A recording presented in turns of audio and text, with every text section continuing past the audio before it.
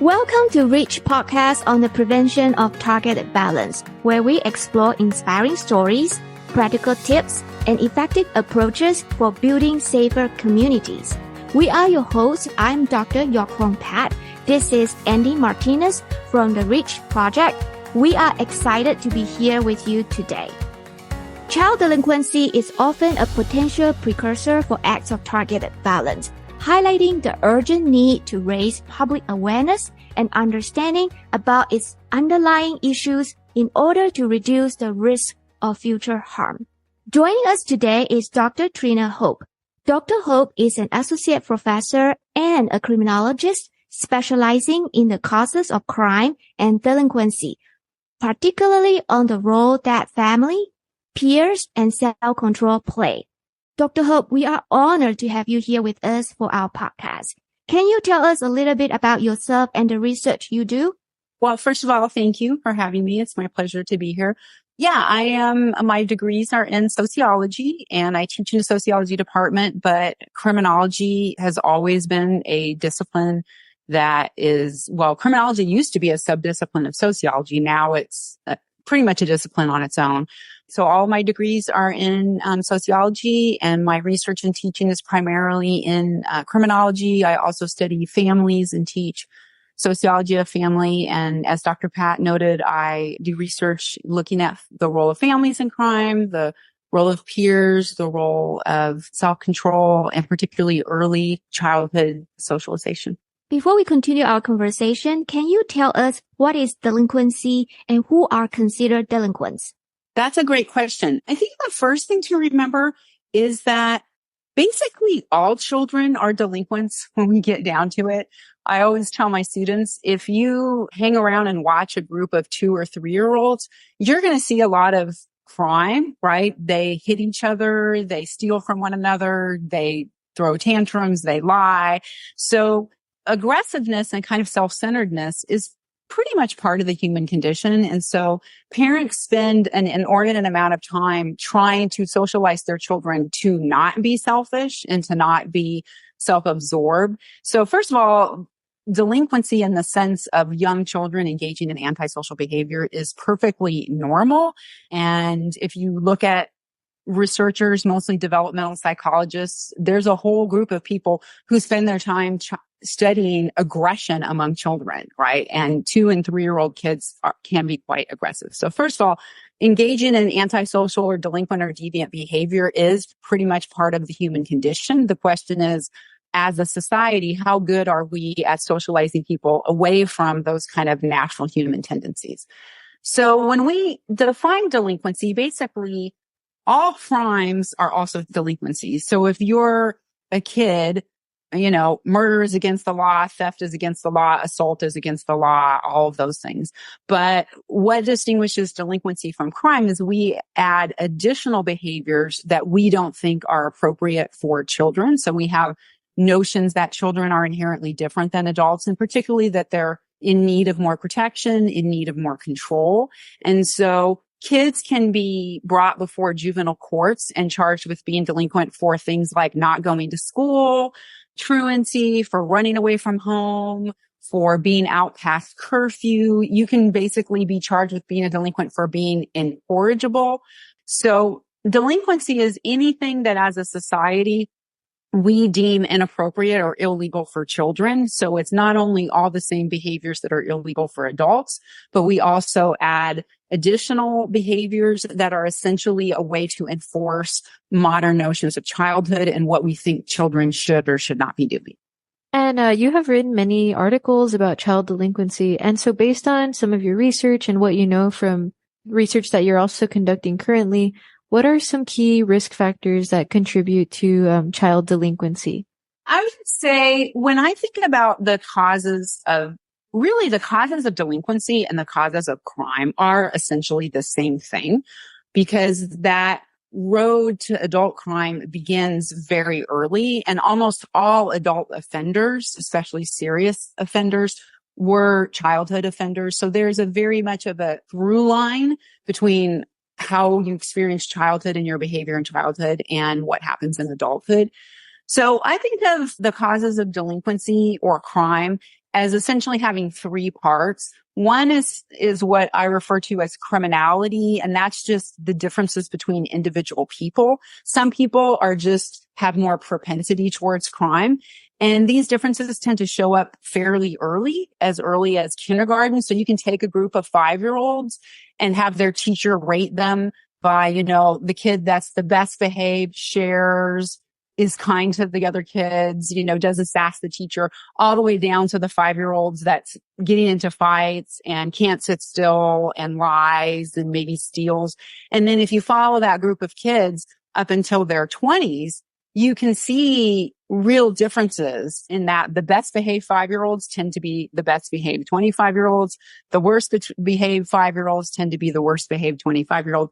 It's not at all deterministic. It's not saying every 5-year-old who's, a troublesome kid is going to be an adult offender, but certainly the troublesome 5-year-olds are at much greater risk for being adult offenders. So that's the first thing, what I refer to as just these stable individual differences between people. And those tend to show up fairly early, and those differences tend to persist over time.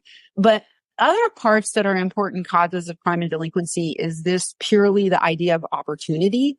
How much opportunity do kids have to get into trouble, right? So you can't really get in a gang fight if there aren't any gangs in your neighborhood. You can't become a kid that sells weed on the corner if there's no drug sales on the corner in your neighborhood, right? So opportunity is sometimes overlooked because you have to have the opportunity to engage in crime, right? So a house where nobody's home is much more likely to be burglarized than a house where someone's not home. So opportunity is important. And then the third thing I think is really important is communities and neighborhoods, because neighborhoods provide a lot of opportunity for crime or not very much opportunity for crime because of things like gangs or drug sales or how closely neighbors watch out for each other's kids. And so communities are sources of settings for crime, but they also exert a lot of informal social control. So in some communities, parents watch out for each other's children and exert supervision over them. And in other communities, people just kind of keep their heads down and mind their own businesses. So you could have the same kid with the same level of propensity to crime, but if that kid's in one neighborhood, they might have a lot more opportunities to engage in crime. And then another neighborhood, they might not have as many. So basically, individual traits are important, but the setting in which kids live and where they go to school and the neighborhoods that they live in, those are also really important determinants of delinquency. And a lot of the things that you guys are going to ask about fall into those different categories of neighborhood effects or opportunity effects or more individual effects. Thank you so much, Dr. Hope. Can you tell us a little bit about how do family dynamics and parenting styles influence the likelihood of a child engaging in delinquent behavior? This is a great question. And honestly, if I had to pick one single thing that is probably the most important determinant of crime across the life force, it would be family dynamics. As I mentioned before, you can see differences between kids show up before they go to school, before they have delinquent peers, before they spend a whole lot of time outside of their families. So those first 5 to 10 years of life are so important in terms of how kids do in school, but also how they behave in terms of delinquency. So basically, families that talk to their kids a lot, that show their kids a lot of affection, that keep track of their kids, that discipline them in reasonable, moderate, consistent ways. If you ask teenagers, how strongly attached are you to your mom and dad? How much do you talk to your mom and dad? These are all really, really important determinants. And so a lot of people just from a common sense notion say, yeah, people who come from families that are struggling or dysfunctional families are more likely to engage in crime. And that's one of those things where the stereotype is actually true, in that families that struggle it's harder to socialize your kids away from those natural kind of deviant tendencies. And particularly if you live in a neighborhood that has a lot of opportunities. So families are probably the single most important determinant of your risk of crime. And those early experiences follow kids into their teen years and into adulthoods. And then the other thing to remember too is that we tend to starkly distinguish between victims of crime and the offenders, but there's actually a lot more overlap than most people realize. So not only are kids from families that are struggling more likely to be delinquent themselves, they're also much more likely to be the victims of crime too. And so kids that are in gangs are a lot more likely to experience violence. Kids who drop out of school and are hanging around on the streets and who have delinquent friends. So essentially this is referred to as kind of the lifestyle effect, in that where do you go? Who do you hang around with? Where are you at what times? And kids that are attracted to kind of risky places and risky activities, and their parents are not keeping them out of those risky activities, that gives them more opportunities to engage in crime, but also puts them at greater risk of being the victim of crime. And kids who are delinquent are also more likely to get harmed in accidents because their parents are oftentimes not supervising them. So they're more likely to drown. They're more likely to get in car accidents. They're more likely to break bones. Part of this is supervision. Parents aren't supervising them. Part of it is risk taking. Kids who are attracted to more risky behaviors, that can play out in terms of engaging in crime, being the victim of crime, but also getting harmed because you're like jumping off buildings or going into dangerous places where, you can get harmed. So I think it's also important to remember that there's this, what we call a generality effect, that people who are at greater risk of engaging in crime are also at greater risk of a lot of other harmful things. And, whether it's excessive alcohol use or drug use or accidents or school problems, relationship problems. And so those early childhood experiences really set the stage for a lot of adult outcomes across multiple social institutions. So not just crime, but, marriage and jobs and education and health and things like that. Those all are influenced by your experiences growing up and those family processes. From your own research and observation, what kind of environmental factors may contribute to an increased risk of child delinquency? We're going to talk about peers. We're going to talk about socioeconomic status. We're going to talk about schools. We're going to talk about substance abuse. All of these really do come together you guys have probably heard of ACEs. So ACEs is the Adverse Childhood Experience Scale. And it's used by sociologists, psychologists, criminologists, public health people. But basically, it's just a simple questionnaire that asks people, how many of these things did you experience in the first 18 years of your life? And it was, did you experience abuse? Did you have a family member go to prison? Did you have a family member who had a drug or alcohol problem? Did your parents divorce? Did you live in poverty? I think might be one of them. And basically what you find is that for every, increase in your score on this ACEs scale, it predicts all kinds of adult outcomes, from crime to mental health to physical health to incarceration. If you look at the research on particularly women who are incarcerated, trauma is a huge part of their childhood experiences. So we're really, in the last 10 to 15 years, really starting to understand how much childhood trauma sets the stage for adult behavior across a lot of different dimensions. So basically, I would say we'll talk in more detail about the individual parts, but, all the aspects of childhood that can go wrong, when those things do go wrong, they tend to put kids at greater risk for delinquency and adult crime. Thank you, Dr. Hope. We'd love to hear from you regarding your insights or take on school-related factors. There are specific school-related factors that are linked to an increased risk of child delinquency from your perspective.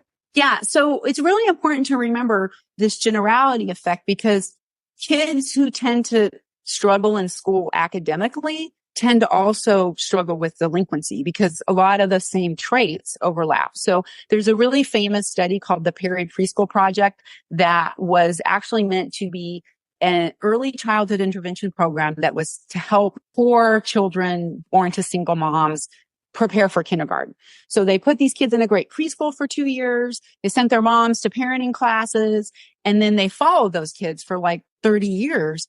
And they found that just that 2 years of intervention between the ages of 3 and 5, those kids had much, much better outcomes across a variety of outcomes: school, socioeconomic, unplanned pregnancies, income, education. And they were kind of surprised that the benefits from this intervention were even more dramatic for the crime and the delinquency than they were for the education, even though this was a program that was based on, let's prepare these kids for kindergarten. So kids who like school, kids who do better in school, kids who have better experiences in schools, kids whose parents support them in school, who help them do their homework, who, go to parent teacher conferences.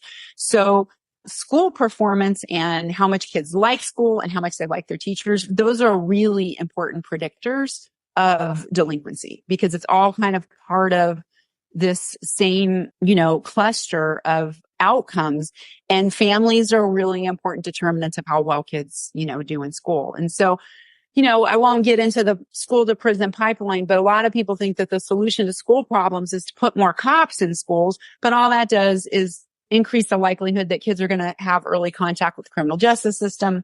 The data on race and the school to prison pipeline is, horrible. And kids of color, especially African American kids, are much more likely to be arrested and formally charged for behavior at school. You have stories of 6-year-old little kindergarten girls being arrested for throwing a tantrum at school, right? So anything we can do to make school the best place for kids is going to help them. And the more we make school a place that feels punitive and feels like the presence of police officers, not a good way to make school safer or to encourage kids to stay in school. It's just one more thing that's like driving them away from school. And kids, the longer they stay in school, the better they do. Dropping out is associated with more delinquency and more problems and everything else. So yeah, after the family, schools are a key determinant or a predictor of kids' delinquency. And how might substance abuse, either by the child or family members, contribute to the risk of delinquent behavior? A lot of people have kind of misconceptions about the role that substance abuse plays. There's a lot of the assumption is that substance abuse causes crime. And sure, some people engage in crime while they're under the influence of substance abuse, but generally there's two kind of paths to substance abuse. One is just through kind of risky behavior. So the same types of kids that are interested in ditching school and hanging out in an abandoned building, in other words, they're kind of risk seekers. Drugs and alcohol are going to be appealing to them, right? So drugs and alcohol, particularly excessive use, tend to overlap with delinquency and crime. But again, those connections are long before the drug or alcohol ever turn up, right? So again, if we take those 5-year-olds and we look at those 5-year-olds that are, scoring the worst on the antisocial scale in kindergarten, those kids are going to be much more likely to be using drugs and alcohol and to have substance abuse issues. So one path is just through kind of a criminal lifestyle. But then the other path to substance abuse is through trauma, right? And actually in trauma and criminal lifestyles overlap as well.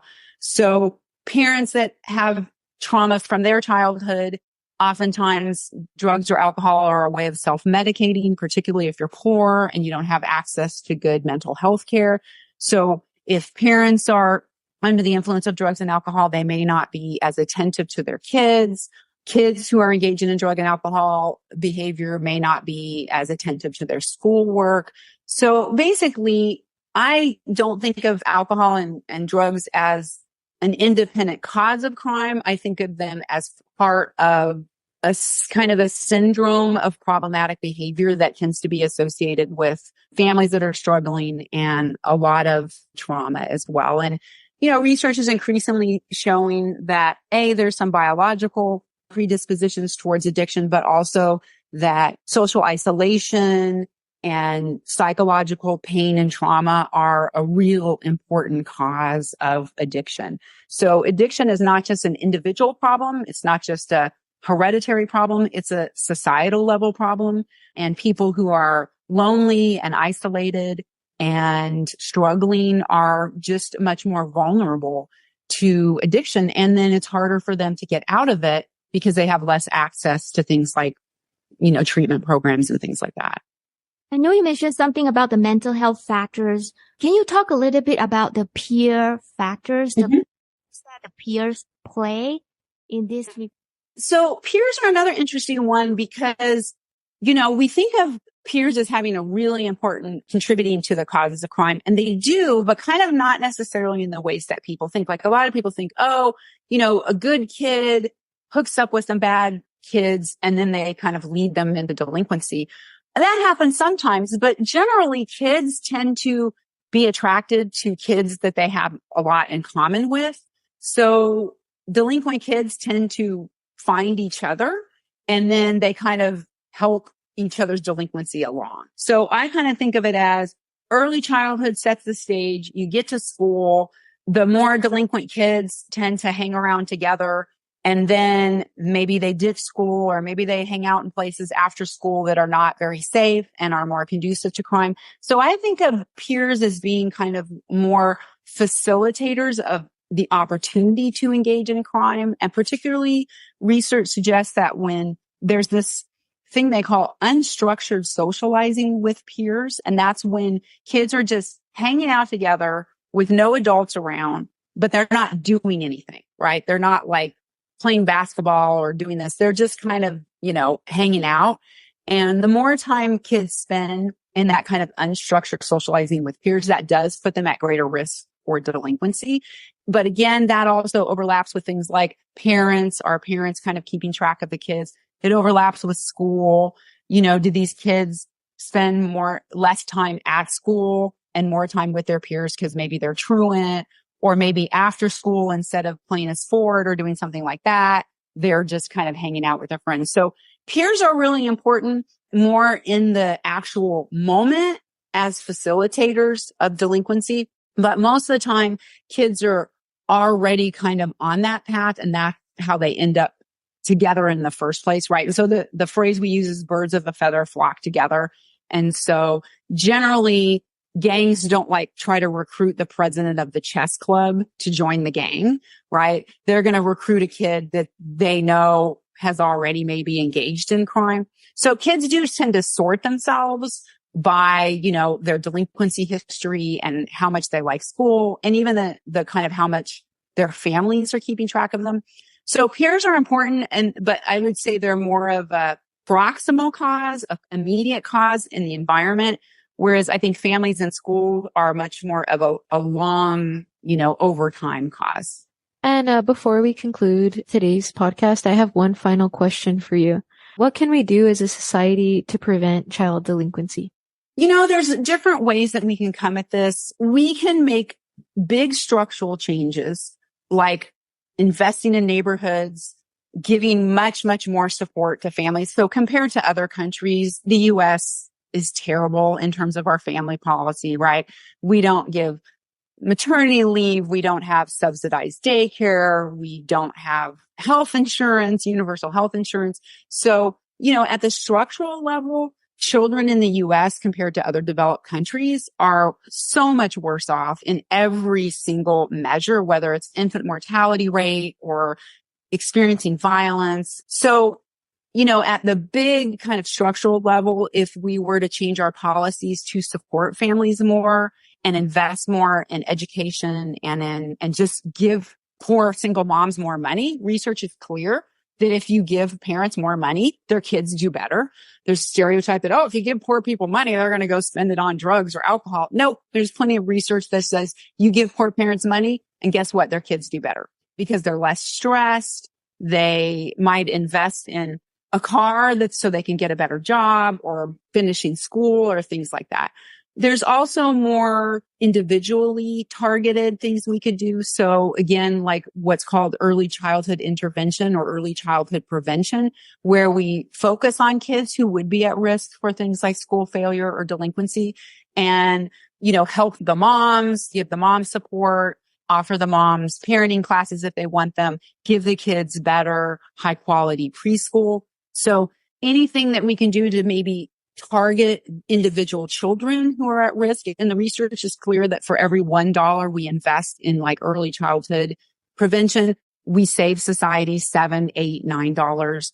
And then I also think that things like gun policy, one of the reasons that America is such a dangerous place for children is because we live in a culture saturated by guns. And of course, the school shootings get a lot of attention, but the majority of children who die from guns, die because they find a gun and they shoot themselves, or their brother finds a gun and shoots them, or dad, is mad at mom and shows up at the house and shoots mom, dad, kids, and himself. And so, guns just saturate every part of our culture and children. The number one cause of death in America for children is now gun death. It used to be car accidents. It's now guns. And then another big structural change, I could go on for 20 hours on this, is, pulling back from mass incarceration, because mass incarceration is also extremely harmful to children. It, undermines families. It traumatizes children. It undermines communities, particularly communities of color. So structural changes, investing in families and neighborhoods, targeted intervention early, getting the gun issue under control, and then, scaling back from mass incarceration. I think those are just very obvious first steps. There's obviously a lot of other things we could be doing, but, if I was going to just name 4, those would be the 4 that I would suggest. Thank you so much, Dr. Hope. We really appreciate your time here today and sharing all of this really wonderful information with us. Thank you very much. You're very welcome. And again, thank you for having me, and good luck with your podcast. Thank you.